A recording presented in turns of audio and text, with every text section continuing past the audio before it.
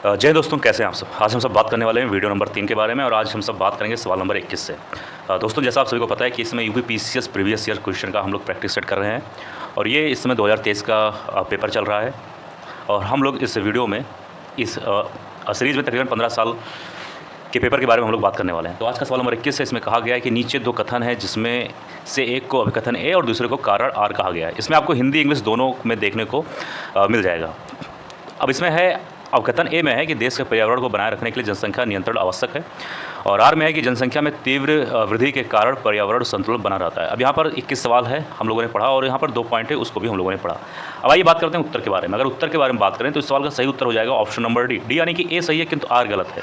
यानी कि अगर हम बात करें तो पॉइंट नंबर ए सही है लेकिन आर वाला गलत हो जाएगा। ठीक है, यानी कि देश के पर्यावरण को बनाए रखने के लिए जनसंख्या नियंत्रण आवश्यक, ये बात सही है लेकिन ये वाला पॉइंट हो जाएगा गलत। अब आइए इसको यहाँ पर हम लोग इंग्लिश में भी देख सकते हैं। ठीक है, इंग्लिश वाले स्टूडेंट इंग्लिश में इसको देख सकते हैं।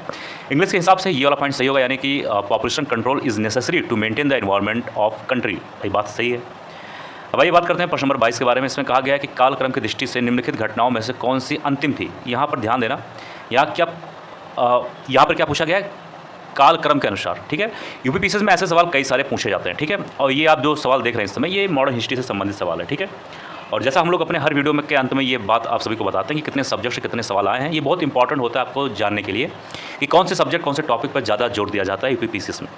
अब आइए बात करते हैं 22 सवाल के बारे में। यहाँ पर 4 ऑप्शन है, ए 1 2 3 4। ठीक है, इसमें क्या पूछा गया है, कौन सी अंतिम थी। ठीक है, तो अभी इस सवाल के बारे में बात करें, सवाल का सही उत्तर हो जाएगा ऑप्शन नंबर ए वाला, यानी कि मोपला विद्रोह। मोपला विद्रोह यानी कि मोपला रिबेलियन कह सकते हो। ठीक है, इंग्लिश में। अब इसका इसलिए ये अंतिम है दोस्तों क्योंकि ये 1921 में हुआ था। ये चीज़ ध्यान देना, ये 1921 में हुआ था। ठीक है, इसलिए इन चारों में ये अंतिम में हुआ था। ठीक है, अब आइए और सभी के डेट जान लेते हैं। इससे है होम रूल आंदोलन, ये हुआ था 1916 में। ये चीज़ ध्यान देना, 1916 में हुआ था क्योंकि कभी भी पूछ सकता है इंडिविजुअल क्वेश्चन कि होम रूल आंदोलन कब हुआ था, तो मालूम होना चाहिए कि 1916 में हुआ था।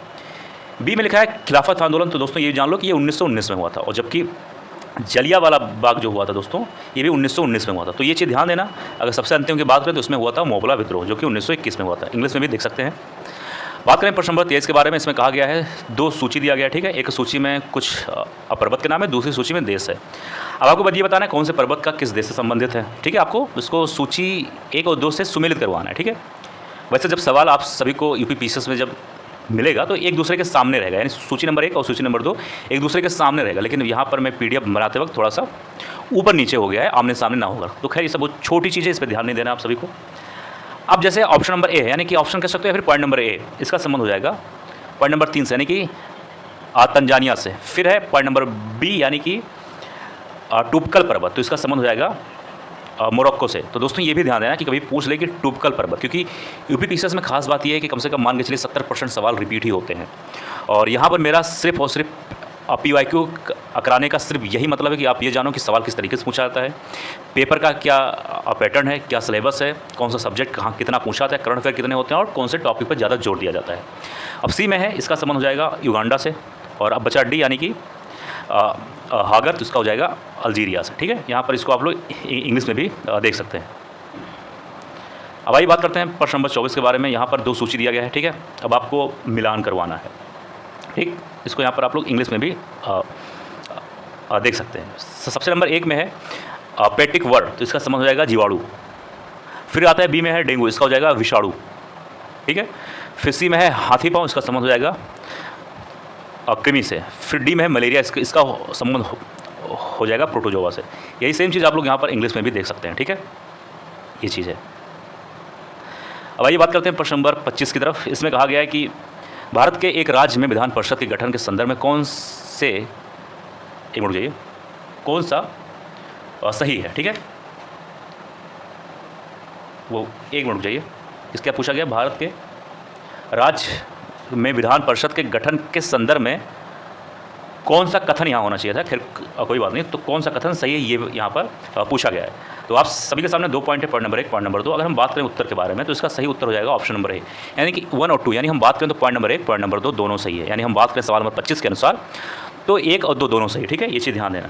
यानी कि अगर हम बात करें तो विधान परिषद के सदस्यों की संख्या न्यूनतम 40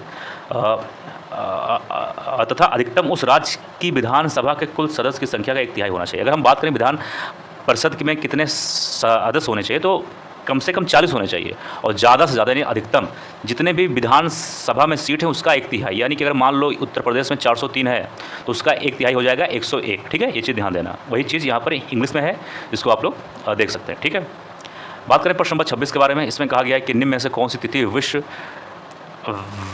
वेटलैंड्स दिवस के रूप में जानी जाती है। यहाँ पर इसको इंग्लिश में देख लेते हैं, वर्ल्ड वेटलैंड दिवस है। ठीक है, ये चीज़ ध्यान देना। यहाँ पर क्या लिखा है, विश्व वेटलैंड दिवस के रूप में जानी जाती है। तो बात करें प्रश्न नंबर 26 के बारे में, इस सवाल का सही उत्तर हो जाएगा ऑप्शन नंबर डी यानी कि 2 फरवरी को। ठीक है, ये चीज़ ध्यान देना। तो विश्व वेटलैंड्स दिवस अर्थात विश्व आर्द्रभूमि दिवस 2 फरवरी को मनाया जाता है। रामसर आर्द्रभूमि समझौता 2 फरवरी 1971 को हुआ था, जो कि रामसर जो है ईरान में है। इसी के सिलसिले में 2 फरवरी को ही वर्ल्ड वेटलैंड डे या फिर वर्ल्ड वेटलैंड्स दिवस के रूप में मनाया जाता है। ये चीज़ ध्यान देना। जो लोग हिंदी ना समझ पाएँ सही से इंग्लिश में भी देख सकते हैं, इंग्लिश में इसीलिए रखा गया है। बात करें प्रश्न नंबर 27 के बारे में। इसमें कहा गया कि मध्याह्न भोजन योजना को PM पोषण योजना में किस वर्ष पुनर्निर्मित किया गया। ठीक है, अब इसको इंग्लिश में भी देख सकते हो। In which year was the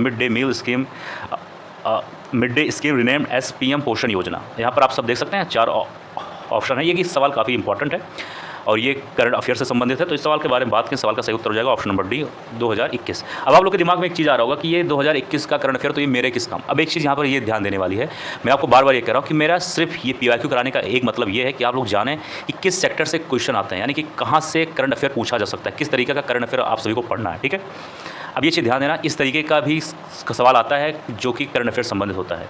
UPPCS का करंट अफेयर काफ़ी ज़्यादा आसान होता है, हार्ड वर्ड नहीं होता। ठीक है, लेकिन UPSC का हार्ड होता है, तो ये चीज़ ध्यान देना। वहाँ पर UPPCS में डायरेक्ट पूछ लिया जाता है। 28 के बारे में बात करें, इसमें भारत के उपराष्ट्रपति का निर्वाचन जिसे सर्वोच्च न्यायालय द्वारा शून्य घोषित किया गया है, इस संदर्भ में निम्न में से कौन सा कथन सही है। दिया 2 point, point number 1, point number 2। अब उत्तर के बारे में बात कर लें तो इस सवाल का सही उत्तर हो जाएगा ऑप्शन नंबर बी, यानी कि केवल 1।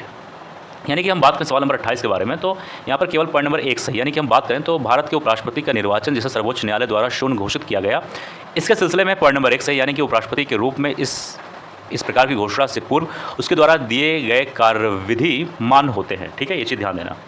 वही चीज़ आप लोग इंग्लिश में भी यहाँ पर देख सकते हैं, जिसमें क्या लिखा है, which of the following statement is are correct with reference to the election of the vice president of India which has been declared void by the supreme court. तो अगर हम बात करें प्रश्न नंबर 28 के बारे में तो सही हो जाएगा पॉइंट नंबर 1, यानी the act done by him as vice president before such declaration is valid. अब आइए बात करते हैं प्रश्न नंबर 29 के बारे में। इसमें कहा गया निम्नलिखित में से कश्मीर के किस शासक ने जजिया और गोहत्या को समाप्त किया था। अब हम बात करें प्रश्न नंबर 29 के बारे में, तो इस सवाल का सही उत्तर हो जाएगा ऑप्शन नंबर डी यानी कि जैनुल अबिद्दीन। ये सवाल बहुत ज़्यादा इंपॉर्टेंट है, ये सवाल मिडाइवल हिस्ट्री से काफ़ी ज़्यादा इंपॉर्टेंट सवाल हो सकता है। इस सवाल को एक बार ध्यान देना, इस सवाल पूछे जाने का संभावना है, ये सवाल रिपीट हो सकता है। बात करें प्रश्न नंबर 30 के बारे में, इसमें भारत के किस भाग में हंगुल नाम का हिरण पाया जाता है, ये सवाल भी इंपॉर्टेंट है।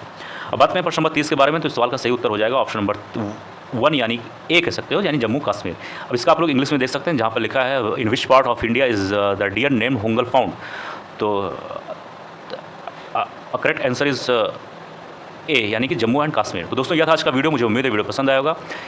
किसी सवाल में कोई डाउट हो जरूर कमेंट बॉक्स में लिख दीजिएगा। मिलते हैं किसी और वीडियो में। जय हिंद, जय भारत।